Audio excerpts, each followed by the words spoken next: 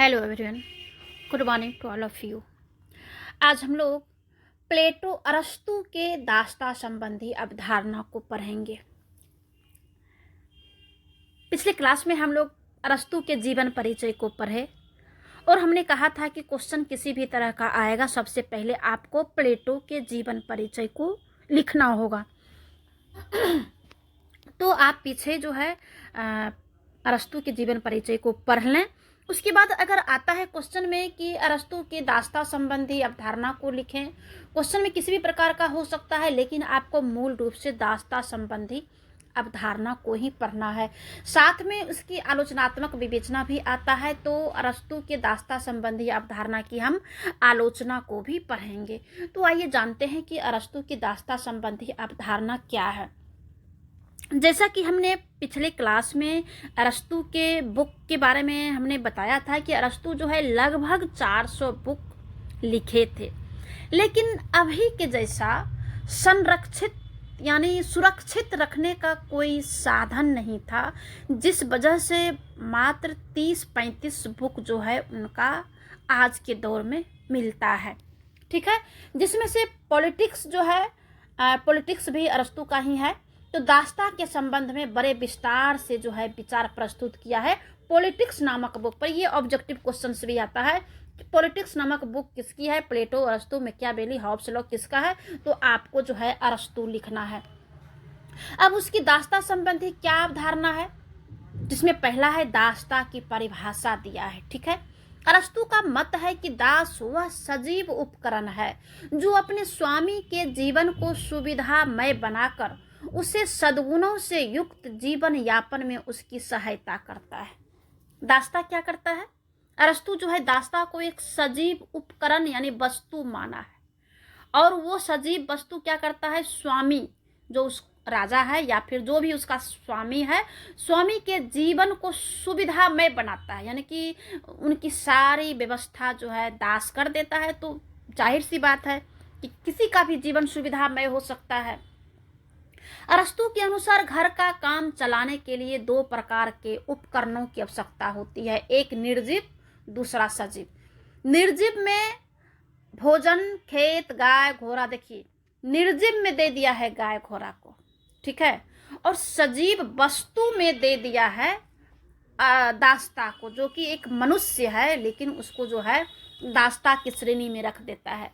दूसरा जो है दास स्वामी की संपत्ति बताया है, यानी जो दास है वो स्वामी की संपत्ति है, यानी कि ये सजीव संपत्ति है, क्योंकि जैसा कि अरस्तु ने दो भाग में संपत्ति को बांटा है, एक निर्जीव संपत्ति, एक सजीव संपत्ति।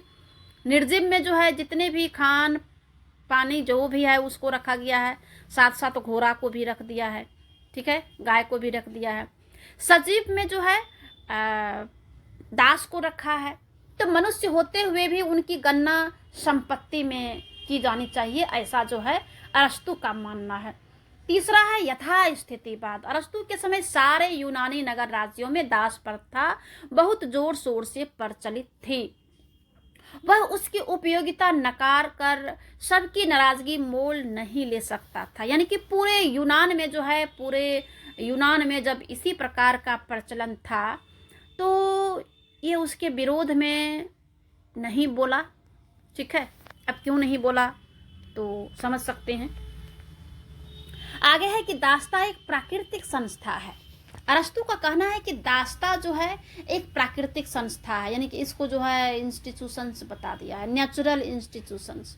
दुनिया में सभी मनुष्य समान नहीं है, ऐसा जो है अरस्तु का मानना है कि जो दुनिया है उसमें सारे मनुष्य एक समान नहीं है। कुछ मनुष्यों में मेधा, बुद्धि, ज्ञान की मात्रा अधिक होती है, और कुछ मनुष्यों में शारीरिक शक्ति होता है, यानी कि बुद्धि नहीं होता है। तो प्रकृति ने जिनको बुद्धिमान बनाया है वो शासन करता है, यानी वो राजा बन सकता है, और जो बुद्धिहीन है वो दास बन सकता है, ऐसा अरस्तु का मानना है। अगला पॉइंट है कि अरस्तु का जो नैतिक आधार है, ठीक है, पॉइंट्स को ही अच्छे से जो है पढ़ना है, ठीक है, पॉइंट्स के आधार पर जो है आप अपने खुद से भी जो है लिख सकते हैं। दास्ता का नैतिक आधार यह है कि दास स्वभावतः विवेक शून्य है। स्वामी के सानिध्य में रहकर वह ज्ञान अर्जन कर सकता है, और ज्ञान अर्जन होने से वह अपना उत्थान भी कर सकता है। स्वामी की सेवा करके वह नैतिक विकास भी कर सकता है, ऐसा जो है अरस्तु का मानना है।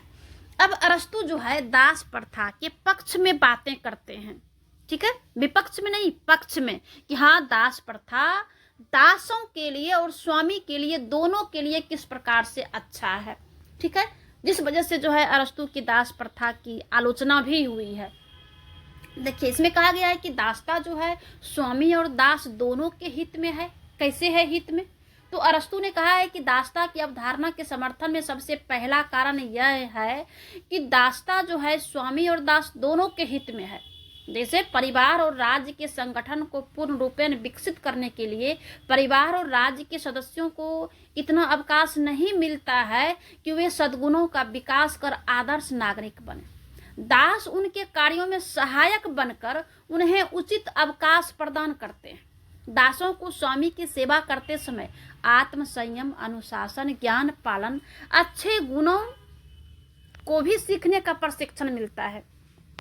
यहाँ पर अरस्तु का कहना है कि दास प्रथा जो है स्वामी और दास दोनों के हित में है। कहता है जो शासक है उसको घर है, परिवार है, तो अगर वो घर परिवार को देखेंगे, घर परिवार का काम करेंगे, तो उनको जो है राज्य चलाने के लिए यानी देश चलाने के लिए टाइम नहीं मिलेगा, समय नहीं मिलेगा। इसलिए उसको दास को रखना जरूरी है। दास को क्या हित है इसमें कि दास को कहा है कि बुद्धिहीन होता है, तो उस राजा के संपर्क में रह करके दास भी बहुत कुछ सीख लेगा। और पीछे ही उन्होंने कह दिया है कि अगर वो राजा के साथ में, बुद्धिमान राजा के साथ में रह करके अगर वो बुद्धि सीख लेता है तो वो स्वतंत्र है, वो जा सकता है। ऐसा जो इसलिए कहा है कि दोनों के लिए सही है। दूसरा तर्क दिया है कि मानव प्रकृति के अनुकूल है। जो मनुष्य है वो नेचुरल मनुष्य के अनुकूल है। उसकी दूसरी दलील यह है कि स्वामी और दास के मूल तत्व स्वभावतः प्राप्तियां में मिलते हैं। हम देखते हैं कि विवेकी पुरुष सुधा यानी कि वासनाओं पर शासन करते हैं। पुरुषों का शासन स्त्रियों पर होता है। माता पिता अपनी संतानों पर शासन करते हैं क्योंकि बच्चे भी अबोध होते हैं और माता पिता समझदार होते हैं। तो प्रकृति ने ही ऐसी व्यवस्था कर रखी है कि जो उच्च है, श्रेष्ठ है, विवेक युक्त है, ठीक है, वो निकृष्टों पर यानी कि जो बुद्धिहीन है, जो बच्चा है, ठीक है, तो उसके ऊपर शासन कर सकता है। अगला इन्होंने कहा है कि यूनानी सर्वश्रेष्ठ नागरिक है। देखिए यहाँ पर जो है अरस्तु भी मनु वाला बात बोला है। कहता है यूनानियों जो है सर्वश्रेष्ठ है, यानी जो यूनान के है, यूनान के जो भी जातिगत लोग हैं या धार्मिक लोग हैं, वो कहता है कि अन्य देश से सर्वश्रेष्ठ है, इसीलिए यूनान के लोग दास रख सकता है। इस बात का बहुत जो है घोर विरोध हुआ है अरस्तु का। दास के प्रति स्वामियों का व्यवहार कहता है कि किस प्रकार से होना चाहिए, ठीक है, जिसमें पहला कहा है कि अरस्तु ने स्वामियों को दासों पर एकाधिकार दे दिया है, ठीक है, यानी कि उसकी दासता की अवधारणा स्वामी को पूर्ण अधिकार देती है कि वह अपने दासों से जो काम चाहे ले सकता है। आगे कहा है कि अरस्तु युद्ध में बंदी बनाए गए व्यक्तियों को दास बनाने के पक्ष में नहीं है, क्योंकि दो प्रकार की दासता बताया गया है, जिसमें कि एक जो राजा रखते हैं, दूसरा जिसको युद्ध में जीता गया है उसको भी दास बनाता है। एक तो बुद्धिहीन को बनाता है, दूसरा अगर बुद्धि वाले व्यक्ति भी है, अगर उसको युद्ध में जीत के लाया है तो उसको भी दास बनाना चाहिए। राजा जो है, ये अरस्तु जो है इसके पक्ष में नहीं है कि जिसे युद्ध में जीत करके लाए और उसको भी दास बना दे, यानी कि जो युद्ध में किसको जीत के लाता है, जिस राजा को आपने हरा दिया है उसको बंदी बना के ले आए, तो फिर राजा को आप दास कैसे बनाएंगे? ऐसा जो है अरस्तु का मानना है, ठीक है। अब आइए हम देखते हैं कि अरस्तु की दास प्रथा की किस प्रकार से आलोचना हुई है। पहला आलोचना जो हुआ है कि मानव समूह का विभाजन असंभव है। आलोचकों का कहना है, जिसमें कि बारकर जो है सबसे प्रमुख रूप से आलोचना किया है, उनका कहना है कि जब मानव समूह है, जब मानव को आप मानव मान लिए तो उसको दो भाग में क्यों बांटे? दो भाग में बांटना संभव नहीं है। आपने एक को दास में बांटा, एक को राजा बनाया, एक को दास बनाया, एक को बुद्धिहीन बनाया, एक को विवेक युक्त बुद्धिमान बनाया। ठीक है। और दूसरी बात, एक को आप हिष्ट पुष्ट वाले शरीर वाले बनाया और एक को कहते हैं कि राजा जो है हिष्ट पुष्ट नहीं रहता है। जब राजा हिष्ट पुष्ट नहीं है तो वो राजा क्यों बनेगा? ये जो है बारकर जो है कई दलीलें दे करके जो है उसकी आलोचना किया है। ठीक है। दूसरा